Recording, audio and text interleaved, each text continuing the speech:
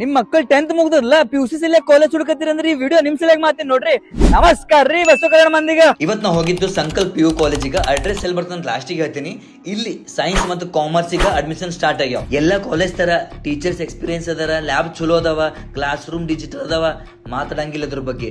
But ಈ college ಯಾಕೆ ನೀವು ಚೂಸ್ ಮಾಡ್ಬೇಕಂತ ಹೇಳ್ತೇನೆ ನಾನು ನಿಮ್ಗೆ. ಸಂಕಲ್ಪಿಗ ಇನ್ನೊಂದ್ ಹೆಸರೇ ನಾಲೆಜ್ ಬೇಸ್ ಎಜುಕೇಶನ್. ಅಂದ್ರೆ ಏನು ಗೊತ್ತಾಗ್ಬೇಕಲ್ಲ. ಇವತ್ತ ನಾಳ ಪ್ರತಿ ತಂದೆ ತಾಯಿ ಯೋಚನೆ ಮಾತ್ರ ಪರ್ಸೆಂಟೇಜ್ ಬಗ್ಗೆನೆ.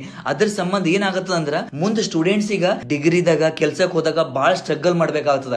ಸೊ ಇದನ್ನ ಚೇಂಜ್ ಮಾಡ್ಬೇಕಂತ ಸಂಕಲ್ಪದವರು ನಾಲೆಜ್ ಬೇಸ್ ಎಜುಕೇಶನ್ ಸಿಸ್ಟಮ್ ತಂದಾರ. ಇಷ್ಟೇ ಅಲ್ಲ, ಸ್ಟೂಡೆಂಟ್ಸ್ ಇಂದ ಏಕಾಗ್ರತೆ ಹೆಚ್ಚಾಗಬೇಕಂತ ಪ್ರತಿದಿನ 1 ಗಂಟೆ ಯೋಗ ಮತ್ತು ಪ್ರಾಣಾಯಾಮ ಮಾಡಿಸ್ತಾರ. ಇದೇ ತರ 10 ವರ್ಷದಿಂದ ಸಕ್ಸಸ್ಫುಲಿ ನಡ್ಸ್ಕೊಂಡ್ ಹೊಂಟಾರ.